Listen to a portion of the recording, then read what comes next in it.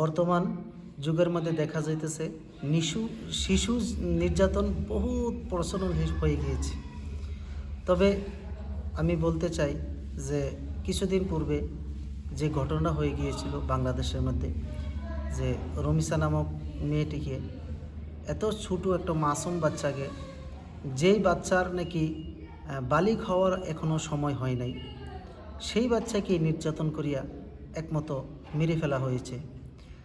তবে এই শিশু নির্যাতনের মধ্যে ইসলামের মধ্যে কি বিচার করতে লাগে, ইসলামের মধ্যে কি করণীয় আছে, এই বিষয়ে আজকে আমি বিস্তারিত বলে দিব, যাতে আমাদের সমাজের মধ্যে থেকে এরকম শিশু নির্যাতনগুলো উঠে দেওয়া হয়, আর এরকম নির্যাতন যেন আমাদের দেশে না হয়, আর ভবিষ্যতেও যাতে না হয়, এই চিন্তা ফিকির নিয়ে আজকে আমি ভিডিওটা বানানোর উদ্দেশ্য। দর্শক মণ্ডলী, আপনাদেরকে আমি একটা মেসেজ দিতে চাই, যাতে এই শিশু নির্যাতনের থেকে আপনারা বেঁচে থাকুন, আর আপনারা এই পাপ কাজের মধ্যে লিপ্ত হবেন না। কারণ দেখুন, মানুষের শিরিক যে গুনাহটা রয়েছে, সেই গুনাহটার পরেই কিন্তু যে জিনা গুনাহটা, সেই গুনাহটা কিন্তু বহুত বড়। শিরিকের পরের গুনাহটা হয়েছে জিনার গুনাহ। তবে সেই জিনার গুনাহটার বহুত সখ্ত হিসাবে আল্লাহ রাব্বুল আলামিনও বলেছেন, আর নবীজির হাদিসও আছে যে এই সখ্ত জিনার যে সাজাটা রয়েছে, সেই সাজা হিসাবে যদি দেখা যায়, তবে কোরআন ও হাদিসের মধ্যে যদি দেখা যায় যে সাজাটা কীরকম সাজা হইতে হয়, তবে আমি বলবো যে সেই সাজা যদি ইসলামের মধ্যে নিতে চায়, তবে ওই মানুষটাকে, যে মানুষটা নির্যাতন করিয়া ওই শিশুটাকে মেরে ফেলা হয়েছে, খালি ওইটাই না, আরও কত কত শিশুকে নির্যাতন করিয়া এরকম হিসাবে রমিসার মতন একটা শিশুকে মেরে ফেলা হয়েছে, আরও কত মেয়েকেও এরকম নির্যাতন করিয়া মেরে ফেলা হয়েছে। তবে আমি বলবো যে ইসলামের মধ্যে এই বিষয়ে আপনারা খুব একটা অটল থাকিয়া মাসলা মাসাইল জানিয়া এ বিষয়ে বিচার করবেন। কারণ এরকম রমিসার মতন একটা শিশু মাসুম বাচ্চাকে এরকম নির্যাতন করিয়া মারার পরে কার মনে দুঃখ না লাগবে? নিশ্চয়ই দুঃখ লাগবে। দুঃখ লাগার জনক কথা।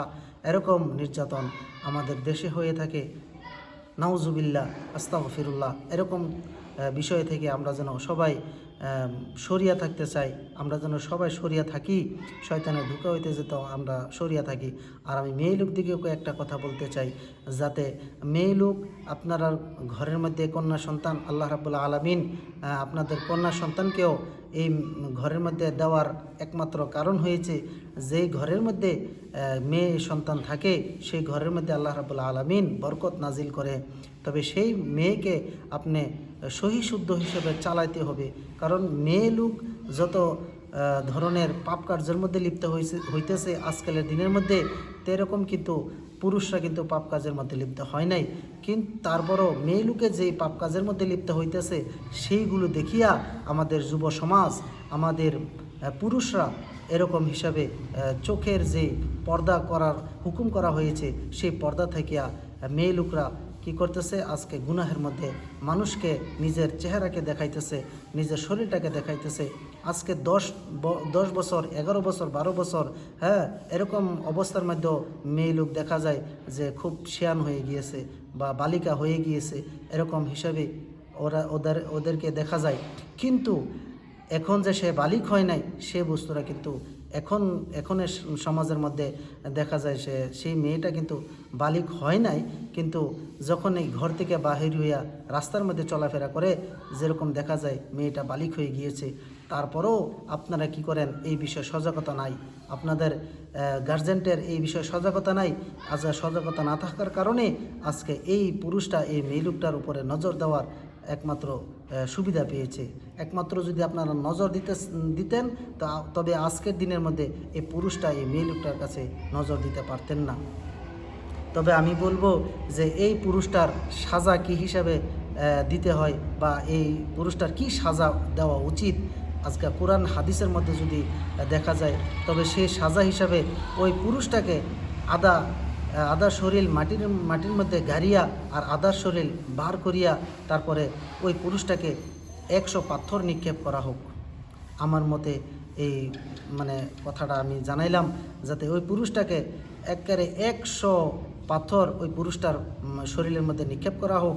হালাকি এই পুরুষটা যেন এই পাথর খেয়ে এই পাথরের আঘাতে এই পুরুষটা মারা যায়, এরকম হিসাবে যে হিসাবে নাকি রমিসার মতন একটা মেয়েকে মারা হয়েছে, এত নির্যাতন করে এত খারাপ ধরনের মারা হয়েছে, সেই রকম হিসাবে ইসলামও দেয় যে নির্যাতনের বিচার এরকম হয়ে যাক, যে পাথর মারিয়া ওই পুরুষটাকেও যেন মেরে ফেলা হোক, এরকম হিসাবে ইসলামেও স্বীকৃতি দেয়, অনুমতি দেয়। কিন্তু আজকে সমাজের মধ্যে এগুলি করা হয় নাই, এইগুলি করা হচ্ছে না। তবে আমি বলবো এগুলির বিচার প্রচলন করুন, আর এইগুলির কোরআন ও হাদিসের যেই বিচার রয়েছে সেই মতে আপনারা বিচার করুন। আশা করি সমাজের মধ্যে এরকম কুকীর্তি কাণ্ড হইতে সবাই দূরে থাকবে, সবাই এই বিষয়ে সজাগতা থাকবে। আর যদি কোরআন ও হাদিসের থেকে আপনারা কোরআন ও হাদিসের যেই বিচার রয়েছে সেই বিচার থেকে যদি আপনারা বিচার না করেন, নিজের মতে টাকা খায়া কিছু ঘুষ খায়া যদি আপনারা বিচারটা করে নেন, তবে আগন্ত দিনের মধ্যে এর থেকে ভয়ানক আরও ঘটনা ঘটবে। কিন্তু আমাদের দেশের মধ্যে বিচার হবে না সঠিক, আর সঠিক বিচার না হওয়ার কারণে কালকে আপনার কন্যার উপরে এরকম নির্যাতন হতে পারে, আমার কন্যার উপরে এরকম নির্যাতন হতে পারে। তবে আমি বলবো যে কোরআন ও হাদিসের মধ্যে যেই বিষয় রয়েছে, এই জিনার বিষয়ে যে বিচারটা রয়েছে, সেই বিচারের মধ্যে আপনারা একত্রিত হইয়া এই বিচারটা করুন। তবে এই নির্যাতন থেকে আপনিও রক্ষা পাবেন, আমিও রক্ষা পাবো ইনশাআল্লাহ। আজকে ভিডিও এ পর্যন্তই। যদি ভিডিওটা ভালো লাগে তবে ভিডিওটার মধ্যে লাইক করে যাবেন, আর চ্যানেলে নতুন হয়ে থাকলে চ্যানেলটা সাবস্ক্রাইব করে যাবেন, আর অন্য ভাইকেও দেখার জন্য সুযোগ করে দেবেন ইনশাআল্লাহ।